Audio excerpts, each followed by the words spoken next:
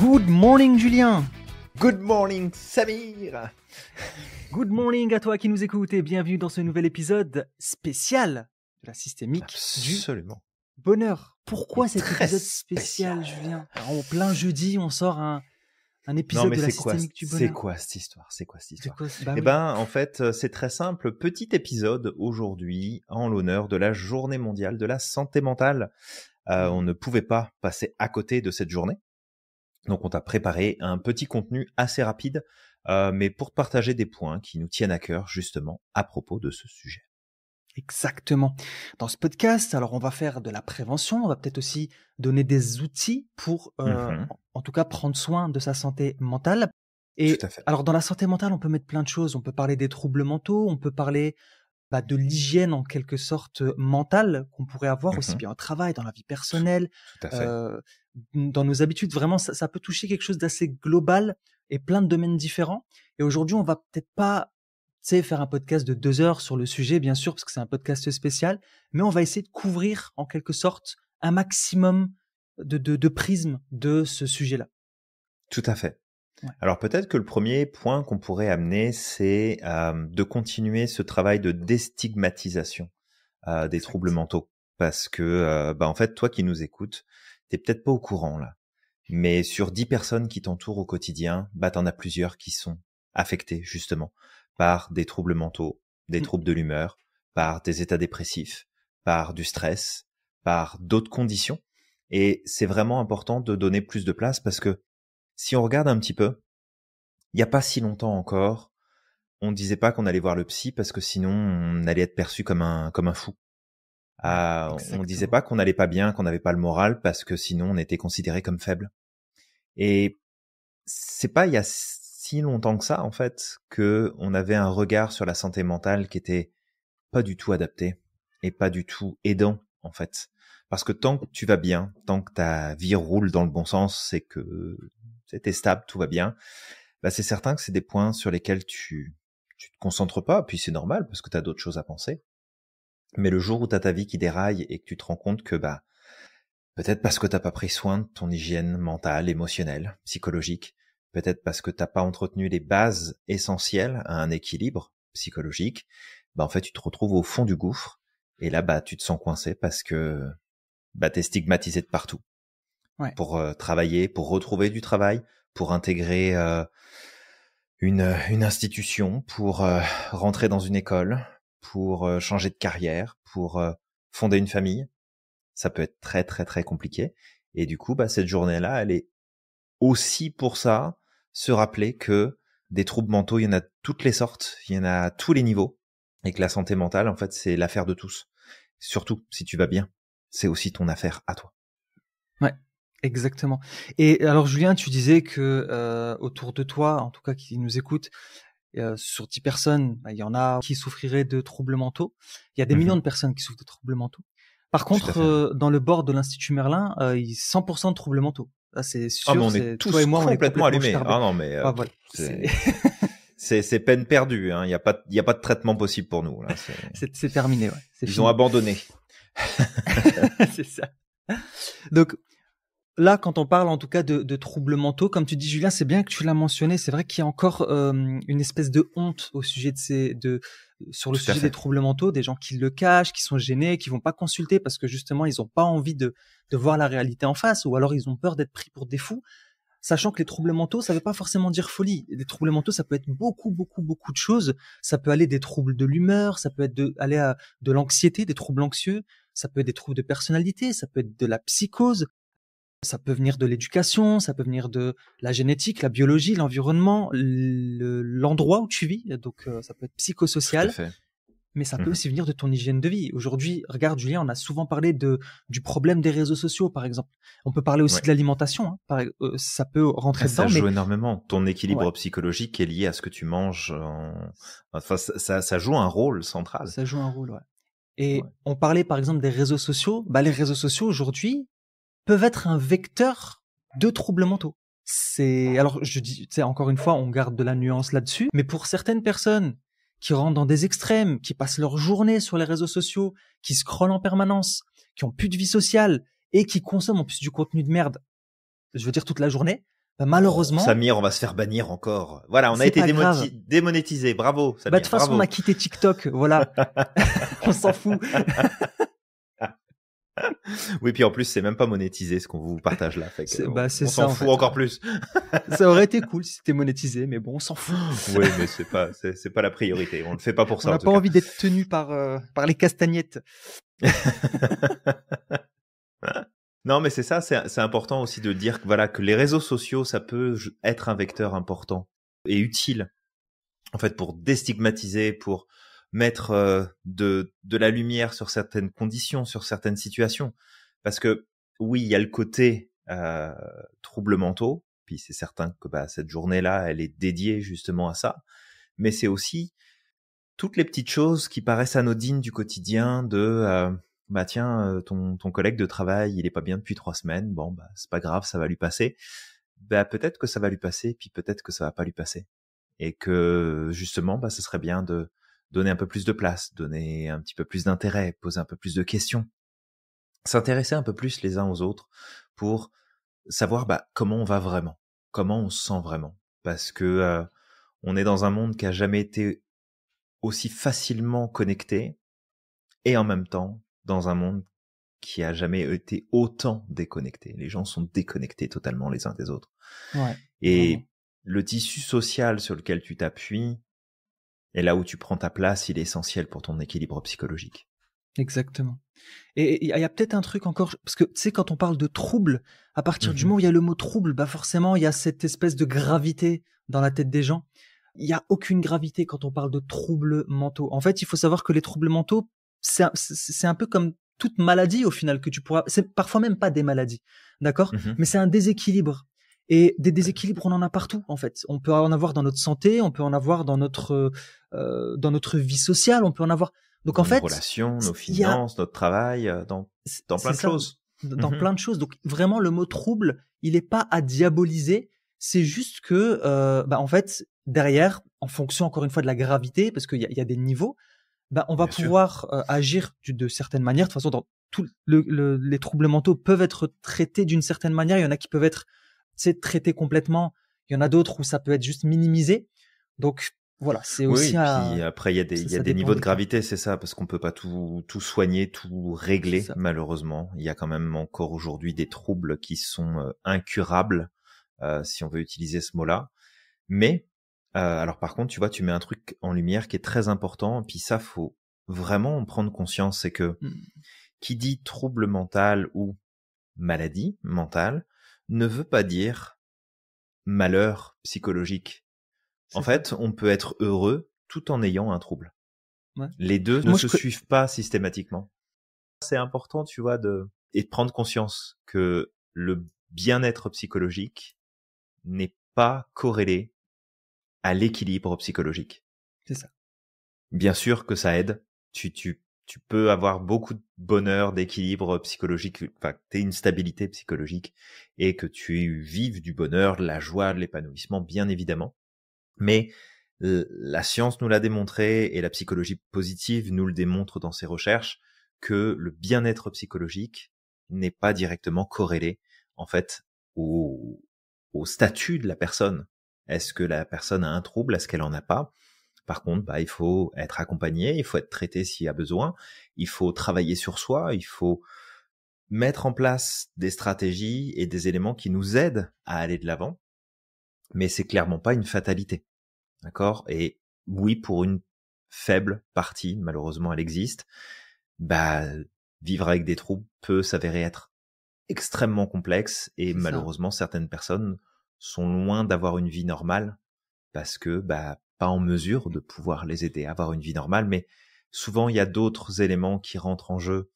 Ils ont des familles dysfonctionnelles s'ils en ont encore une, ils ont des addictions, ils ont des comportements à risque, ils ont de l'alcoolisme, ils ont tout un tas de choses en fait qui vient s'ajouter. Et tu parlais tout à l'heure de l'alimentation, de la nutrition. Il y a aussi ça à prendre en compte. C'est que tu vas retrouver plus facilement en fait, des personnes qui ont des troubles psychologiques dans une partie de la population qui a des faibles moyens. Et quand tu regardes bah, ce qu'ils vont manger, bah, tu vas te rendre compte aussi que ça contribue à entretenir. Et qu'il y a un manque d'éducation, il y a un manque d'accompagnement, il y a un manque de moyens, il y a un manque de plein de choses. Tu sais, on peut parler, on peut se plaindre de plein de domaines qui touchent à la santé de l'humain, qui sont pas assez pris en charge, qui sont mis de côté. Il y a plein de handicaps qui sont mis de côté, qui sont pas du tout accompagnés, qui sont pas du tout aidés. Et c'est pas normal, mais il y a aussi tout le côté mental où finalement il y a des lacunes qui sont énormes. Et tu prends la population itinérante comme dans une grande ville, comme il y a ici au Québec, à Montréal, bah en fait, il y a une très grande partie de cette population-là qui ont des troubles mentaux, qui ne pourront pas sortir de la rue parce qu'ils sont pas pris en charge, parce qu'il n'y a pas les structures pour le faire. Donc une journée comme celle-là, c'est aussi de dire, il faut que ça bouge, il faut que ça change, il faut qu'on mette en place d'autres éléments pour s'assurer de faire progresser la cause à plein de niveaux. Et après, bah, tout le côté, toi, moi, n'importe qui, en fait, on peut traverser des moments difficiles dans notre vie et enchaîner les problèmes et enchaîner des difficultés et juste vivre, parce que c'est la vie qui t'amène ça.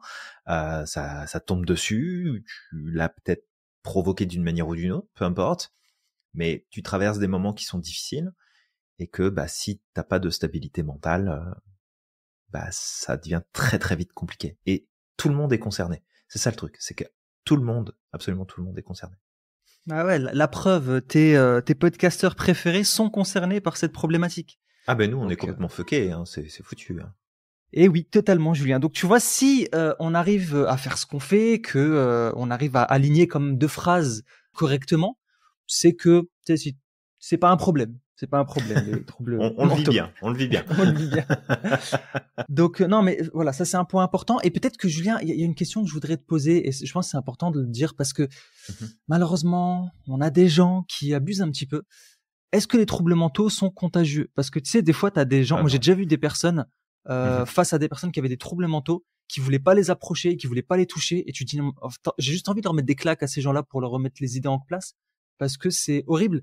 Déjà, ces personnes souffrent, peuvent souffrir, et en plus, tu leur rajoutes ce genre de comportement-là, Bah, tu c'est leur horrible. rajoutes de l'isolement en plus et ça ne fait que aggraver en fait la situation.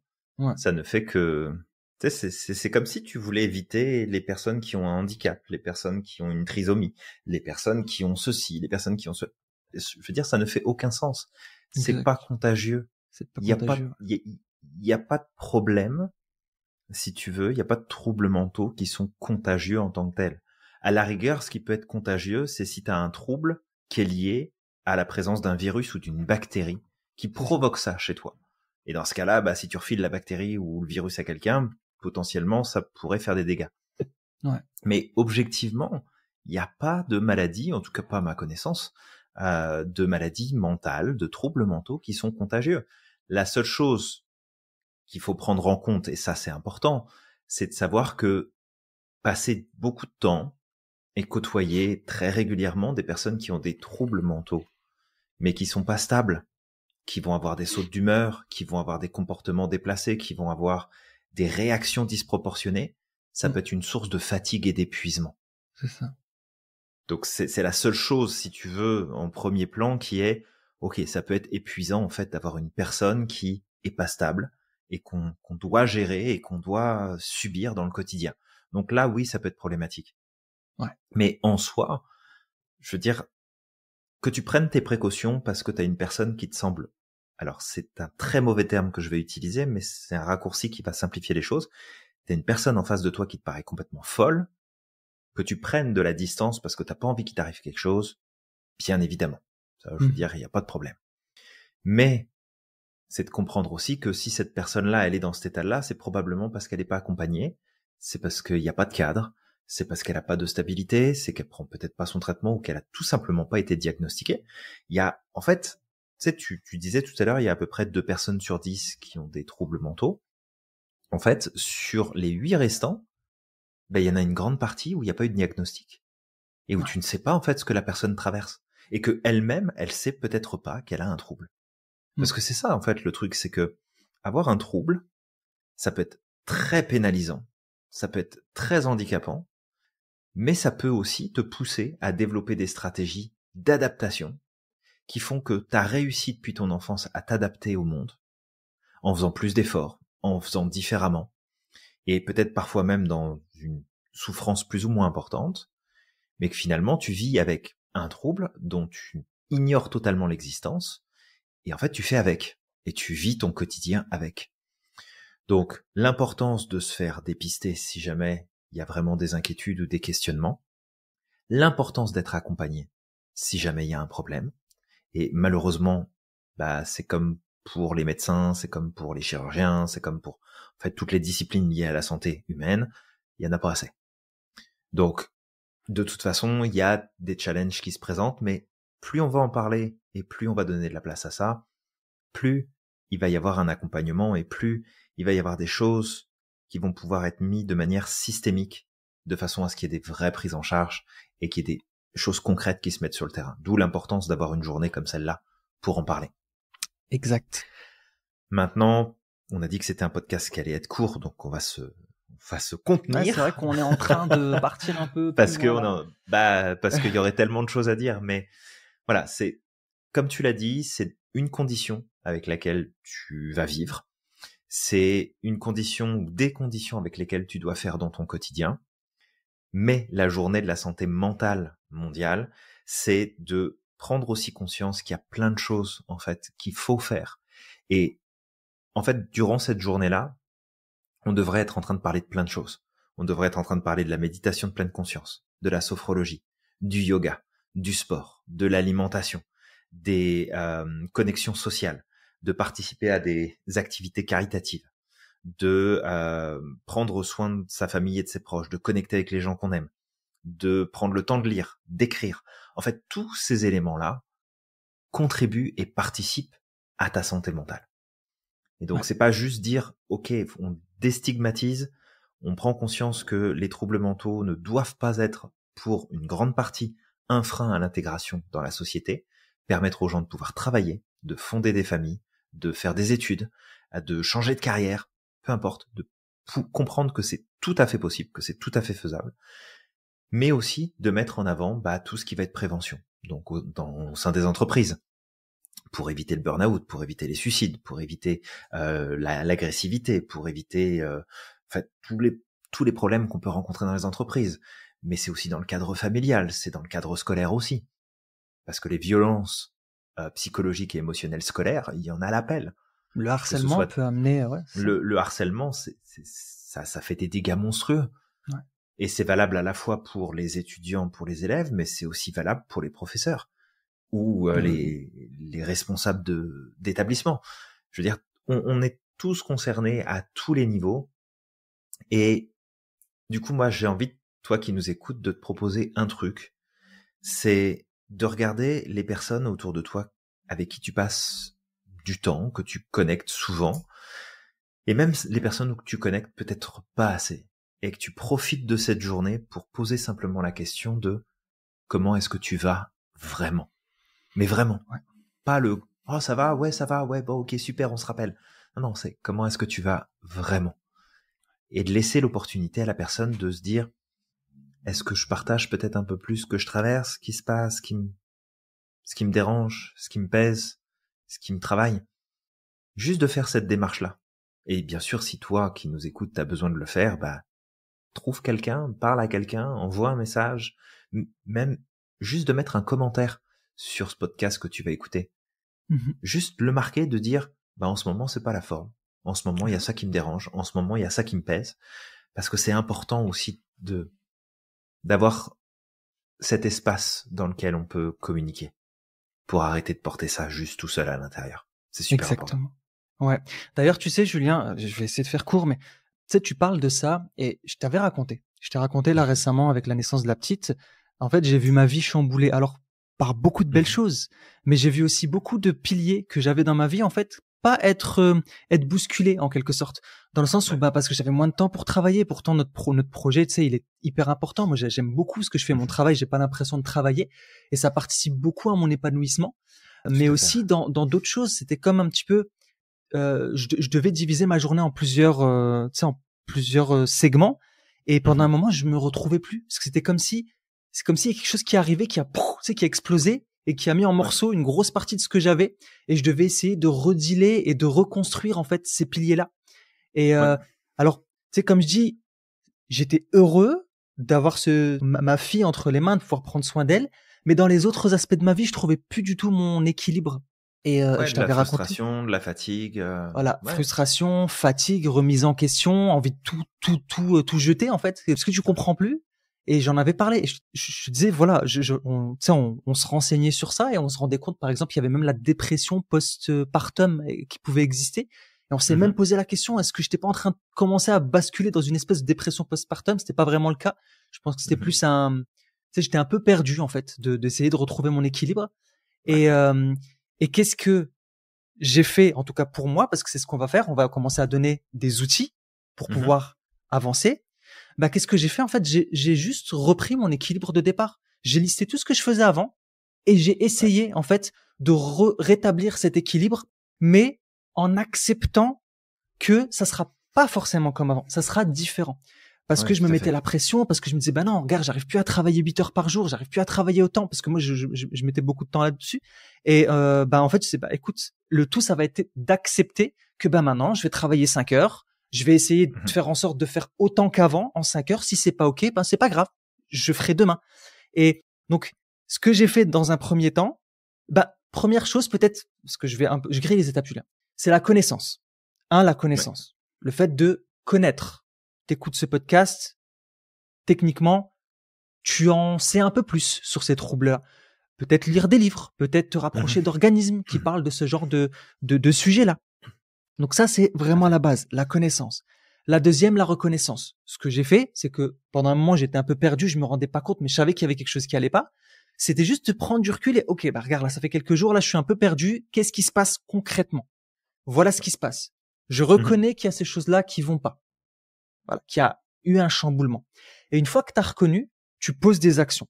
Dans mon cas, comme j'ai dit, j'ai relisté tout ce qui, c'est mon équilibre d'avant et j'ai essayé de rétablir tous ces équilibres-là, faire du sport, aller marcher, avoir des petits moments de solitude parce que moi, c'est important pour moi. Avant, je travaillais seul à la maison. Maintenant, je suis toujours avec quelqu'un, soit la petite le matin, soit l'après-midi, ma femme qui vient s'occuper de la petite et moi qui travaille.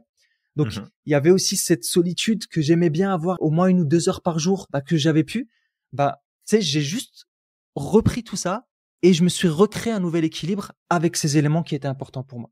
Ouais. Bah c'est une réflexion importante que tu fais là. Et tu sais, se laisser porter quelque part, parfois par juste les événements de la vie, ce qui se met en place, ce qui se produit. Tu te rends pas compte en fait que tu glisses. Et c'est un jour tu te réveilles où tu te dis, putain, il n'y a plus rien qui va. C'est ça. Ça marche plus. Et c'est important de travailler en fait au quotidien à t'appuyer sur des bons repères, à te mettre un cadre qui est le bon pour toi, parce que c'est pas le même pour tout le monde. Il y a des gens qui vont s'épanouir à fond parce qu'ils vont faire du sport tous les jours et parce qu'ils en ont besoin.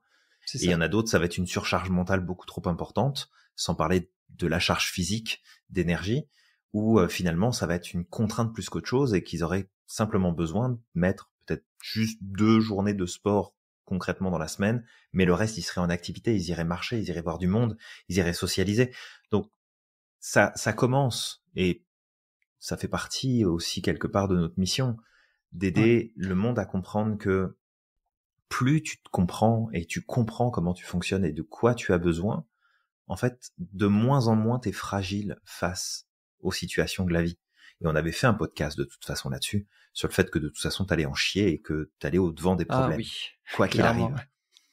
Mais souvent les gens, et moi le premier aussi avant, maintenant c'est différent bien évidemment, mais souvent on va avoir cette dynamique de se dire, bah non mais je vais bien, donc j'ai pas de raison en fait de chercher à aller mieux ou de prendre soin de moi ou de chercher à comprendre ce qui va pas. Ben en fait c'est justement le meilleur moment de le faire parce que t'as les ressources pour le faire, t'as l'énergie pour le faire, t'as l'attention pour le faire, t'as tout ça pour le faire. Et l'avantage c'est que quand tu fais ce travail de découverte de toi et de prévention, c'est qu'en fait, c'est comme si t'allais à la salle de sport pour te muscler le jour où t'auras besoin de porter un truc qui sera lourd. C'est ça. Parce que le jour où t'as un truc lourd qui va se présenter, et il y en aura, si t'as fait cuit les petits moineaux et sniffer les pâquerettes tout le reste de ta vie, tu vas prendre une claque tellement monumentale que tu vas rester le cul par terre. Ouais. Et à ce moment-là, c'est pas à ce moment-là que tu pourras dire, ah mais il faut que je trouve un moyen de me remettre sur pied. Mais c'est parce qu'en fait, ton système, il n'était pas prêt à traverser ce que tu es en train de traverser. Et du coup, on est vraiment tous concernés par ça. Donc moi, j'ai vraiment envie de mettre l'accent sur, oui, de la reconnaissance des troubles, oui, de la déstigmatisation, parce que c'est tellement important, mais aussi de mettre de la foutue prévention et de faire comprendre au monde que si tu travailles pas sur toi quand tout va bien, bah c'est pas quand tout ira mal que ça va fonctionner. Ouais. C'est pas à ce moment-là. Et si tu l'as pas fait, c'est pas un reproche que je te fais. D'accord? C'est juste te dire, attends pas d'aller mal pour faire ce qu'il faut pour aller bien. C'est ça. Et c'est bien ce que tu important. dis. C'est vraiment bien ce que tu dis parce que, regarde, j'ai donné mon exemple. Alors, tu vois, le fait que j'ai pu faire cette prise de conscience, même si ça a duré quand même quelques semaines, parce qu'il y a eu le déménagement aussi, donc il y avait aussi plein de choses à gérer. Il y avait trop de changements d'un coup, en fait. C'est ça qui a fait que j'étais chamboulé. Et vu que j'étais dans le move, j'ai pas eu le temps d'agir à ce moment-là. Mais si j'avais pas travaillé sur moi avant avec toi au travers de nos coachings, mais aussi parce que, tu sais, en tant que coach et formateur, ben on incarne aussi ce changement-là. Donc on s'est donné comme mission d'incarner ce qu'on essaye de dire aux autres. Alors on essaye de le faire au maximum. On n'est pas tous les jours à notre top, mais on essaye de le faire au quotidien. Non, on n'est pas des machines, c'est normal. Ça, on n'est pas des machines. Mais tu vois, c'est aussi ça, c'est que si j'avais pas travaillé sur moi avant, peut-être que là, je serais encore en train de tourner en rond. Et je sais que je suis passé par des phases comme ça avant d'avoir travaillé sur moi, où ça s'est éternisé. Mais c'est aussi justement, comme tu dis, Julien, travaille sur toi quand tout va bien. Comme ça, le jour où ça va pas aller, au moins, ok, tu vas avoir tes moments de down parce que c'est normal. C'est la vie, c'est des vagues. Voilà, il y a des moments où on descend.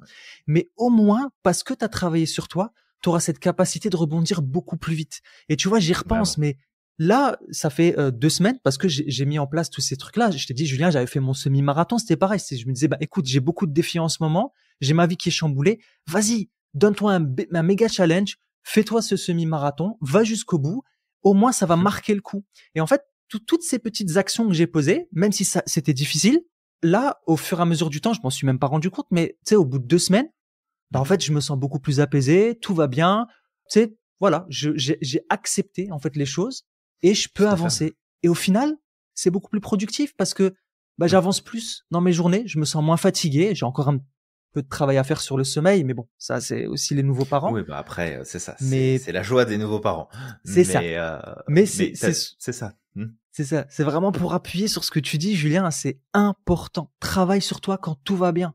Travaille sur toi quand tout va bien. Te dis pas que tu vas faire non, c'est pas le moment. C'est pas le moment. Tout se passe pour le mieux. Non, c'est maintenant que tu dois agir. Parce que quand tout ira mal, tu vas passer à côté. Bah, c'est ça. Et vraiment, c'est tellement plus facile de le faire quand tout va bien. C'est ça. C'est plus facile, exactement. C'est tellement plus facile de le faire quand tout va bien. Et si jamais, toi qui nous écoutes, tu traverses un moment qui est difficile, où il y a des choses qui vont pas du tout, bah, attends pas, en fait. Attends pas d'aller mieux pour commencer à le faire. C'est ça. Attends pas. Vraiment. Parce que, tu sais, souvent, on dit que la santé, il y en a qu'une. Quand il t'arrive une crasse, bah tu l'as perdu, ta santé, puis bah tu fais avec, t'as les conditions, tu fais avec, mais ta santé mentale c'est pareil là. Exactement. Ouais. Donc si tu sens qu'elle vacille, si tu sens que c'est difficile, si tu sens qu'il y a des choses qui sont dures, ne sous-estime pas le pouvoir de ton système à se remettre bien comme il faut et à être fonctionnel et à faire ce qu'il faut pour que les choses soient en ordre, mais il faut que tu lui donnes un coup de main. Il va pas le faire tout seul là. C'est ça. C'est ça, c'est comme toute chose, c'est comme ta santé, ça générale, c'est important que tu lui donnes effectivement un coup de main. Ouais. Peut-être, Julien, de donner, parce que c'est vrai que de donner rapidement. On est censé faire court. Des astuces, oui, on est censé faire court. Ouais. Là, on sait pas faire court. Ah, c'est grave. Mais non, qu'est-ce que tu veux? C'est la passion qui parle. Et le pire, c'est que les gens n'aiment pas les trucs longs. Maintenant, ils lisent plus, ils écoutent plus, ils veulent du TikTok, de l'instantané. C'est compliqué. C'est compliqué. Eh ben, c'est pas grave. Nous, on s'adresse aux personnes qui ont du temps et qui sont prêts à investir de leur temps pour s'éduquer, pour apprendre, pour grandir, pour réfléchir. Parce que, voilà, c'est important. C'est important. Ouais. Alors, juste comme ça, moi, si je devais donner plusieurs axes, et on développera par la suite rapidement, mais c'est 1, prendre soin de son hygiène de vie. 2, gestion des émotions, que ce soit le stress, l'anxiété ou les émotions en général. 3, être dans un environnement sain ou s'entourer dans un environnement sain. Ça comprend aussi bien, même le travail, hein. Si tu es dans un travail toxique, peut-être commence à réfléchir à peut-être aller ailleurs. Totalement. Il y a le rapport avec soi, comme l'autocompassion et l'amour, et le fait de chercher de l'aide, comme tu l'as dit, avec un coach, un thérapeute, etc. Au niveau de l'hygiène de vie, Julien, on avait parlé du sommeil et de l'alimentation et de Oui, l'activité physique. oui. Chose Bah, c'est importante. 3 piliers super importants. Là. Ouais. C'est quoi qu'on en dise, c'est super important. Ouais. Et quand on parle d'activité physique, c'est pas forcément d'aller lever de la fonte ou d'aller courir 2-3 km par jour, c'est non, juste aller marcher. c'est marcher, bouger, C'est ça. prendre les escaliers au lieu de prendre l'escalator ou l'ascenseur. Ouais. C'est ça, c'est bouger, bouger. Ouais. Ton corps, il a besoin Bouge-toi. de bouger et ta tête aussi. Bouge tes fesses. Mm. Deuxième, c'était la gestion des émotions. Est-ce que tu veux en parler rapidement? Oui, bah pratiquer de la méditation, pratiquer du yoga, pratiquer du sport aussi pour gérer tes émotions, Bah ouais, c'est ça très aussi. efficace. Bien dormir pour les émotions, super important. Ouais. Ça va être de suivre un accompagnement si jamais tu as besoin sur ce sujet-là, te former sur ce sujet-là, apprendre à exprimer correctement tes émotions et puis limiter ta consommation de contenu qui va être stressant, qui va être négatif parce que ça t'impacte, que tu le veuilles ou pas là. Tu sais, tu peux te dire mais non, je fais que regarder, c'est pas grave. Si, c'est grave. C'est très important ce que tu consommes. Très c'est ça. important.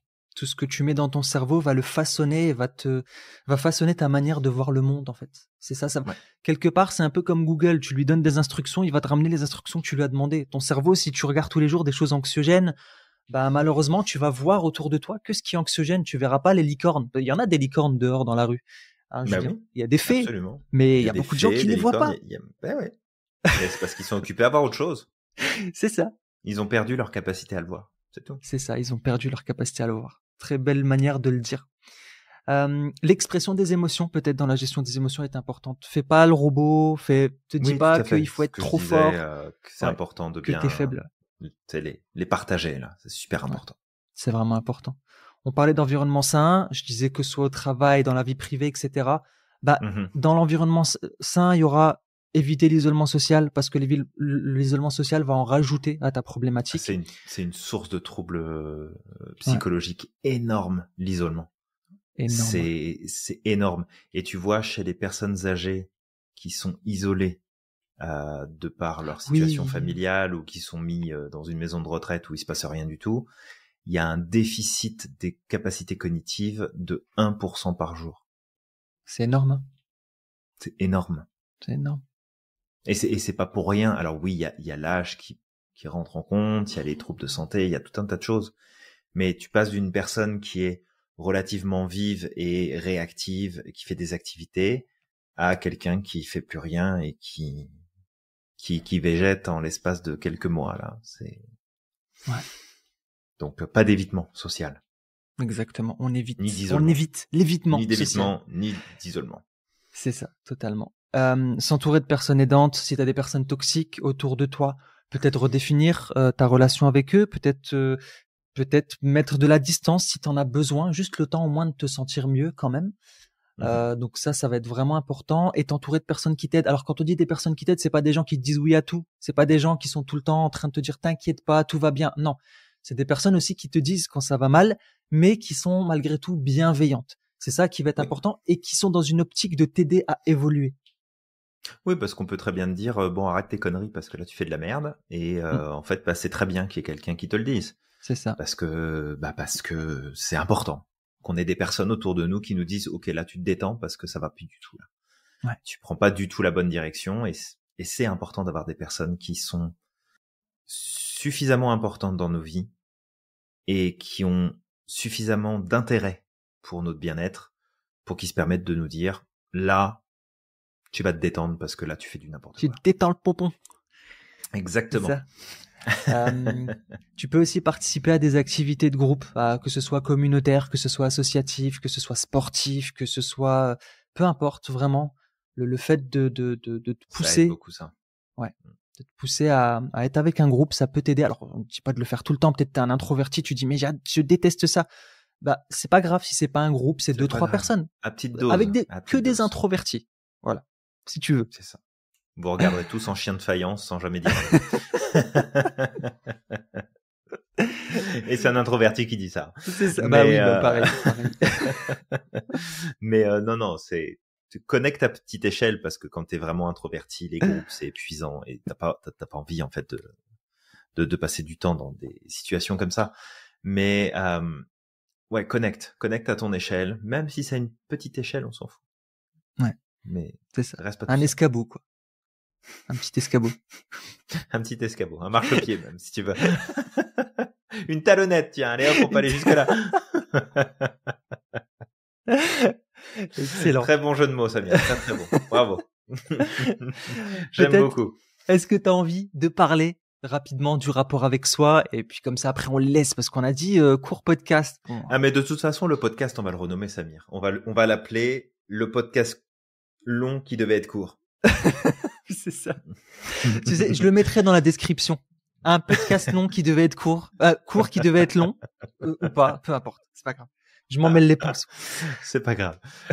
Oui, de l'autocompassion, super important, de l'amour de soi, super important. On en parle souvent, et qu'on va pas passer trop de temps dessus, mais sois cool avec toi-même. C'est ça. Sois cool avec toi-même et aide les autres à être cool avec eux-mêmes aussi. Ouais. D'accord, parce que tu sais, il y a cette stigmatisation de l'environnement social sur les troubles mentaux, mais tu sais pas ce qui se passe dans la tête de la personne. Et tu sais pas à quel point elle se tape dessus de pas être à la hauteur, de pas être la bonne personne, d'avoir tel problème, d'avoir telle difficulté, de pas réussir à faire telle chose, de pas réussir à s'intégrer. Tu sais, il y a déjà le trouble, puis il y a toute la stigmatisation, l'auto-flagellation qui se fait. Puis ça, je pense que c'est même probablement encore pire que ce qui se passe dans l'environnement, parce que l'environnement, tu peux le changer. Mais quand il se passe ça dans ta tête, bah, si tu changes pas ça, il y a plus rien qui change, là. Je veux dire, tu fais que renforcer la problématique. Donc, de l'autocompassion, de l'amour de soi, de la bienveillance. Si tu sais pas faire, bah, t'apprends. Apprends. Ça s'apprend. Voilà. Bah, Trouve les ressources, mais ça s'apprend. Via l'Institut Merlin. Et puis, il y a l'Institut Merlin, exactement. Écoute nos podcasts, viens te former. Libère-toi de ton argent. Voilà, chez nous, à l'Institut Merlin. Tu vas... Viens voir les 2 nouveaux gourous Skippy. C'est ça. Ah là là, on craque. Alors peut-être, allez, le dernier élément que je vais rajouter moi, vraiment, ça va être, c'est si toi tu te sens pas concerné par ces problèmes de santé mentale, en sachant que tu peux, on est tous concernés, et que tu as quelqu'un autour de toi qui souffre, juste, je te demande juste quelque chose, ne lui en rajoute pas. Vraiment, ne lui en rajoute pas s'il te plaît, parce que j'ai vu tellement de personnes autour de moi, des gens qui veulent bien faire, c'est toujours, tu sais, l'enfer est pavé de bonnes intentions. Ils viennent avec de bonnes intentions, mais ils font mal les choses, tu sais, qui viennent et qui disent, ouais, mais tu devrais pas être comme ça, tu devrais pas te sentir comme ça, tu devrais pas avoir ces problèmes-là, tu devrais pas ressentir d'émotions, c'est ça. C'est pas normal de te sentir comme ça, ouais. Parce que t'as tout dans ta vie, t'as quelqu'un qui t'aime, t'as de l'argent, t'as une fois, c'était quelqu'un aussi, c'était un croyant qui disait à quelqu'un, mais en fait, toi, tu crois en Dieu, donc normalement, ta foi devrait bien sûr, t'empêcher d'avoir ce genre de problème. Mais de quoi tu parles? Bien sûr. Et la personne a arrêté de prendre ses médicaments logique. Juste derrière. Ah voilà, magnifique. Ce qui a augmenté ses problèmes, tu vois. C'est magnifique. Ouais. Au pire, t'as des a priori dessus, t'as un avis qui n'aide pas la personne, ferme ta bouche. Garde-le pour toi. Voilà, ça. Ferme ta bouche. Garde-le pour toi, là. C'est aucune valeur ajoutée. C'est ça. Tais-toi. Ça ira plus vite. C'est beaucoup fois, plus simple. Le silence est mieux que la parole. Enfin, souvent, le silence est mieux que la parole. Il y a des gens qui débitent que de la merde. Mais si t'en fais partie. Mais c'est un autre sujet. Tais-toi. C'est un autre sujet. Mais tais-toi donc. Mais tais-toi donc. Je vais le rajouter, celui-là. Je dois l'avoir encore quelque part. Ah bah, j'espère.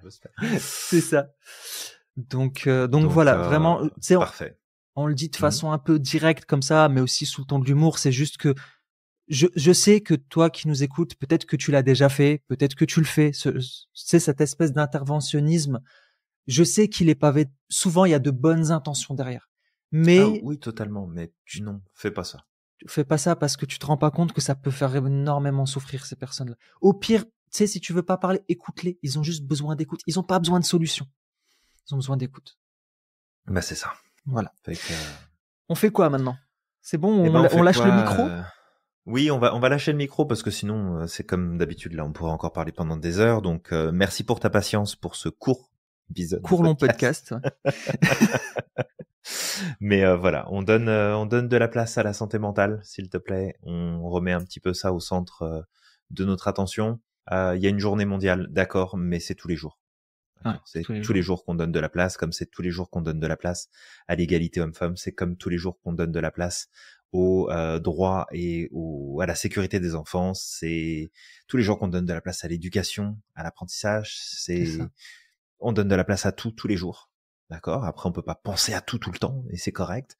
Mais ça, c'est des piliers en fait sur lesquels on peut pas passer à côté.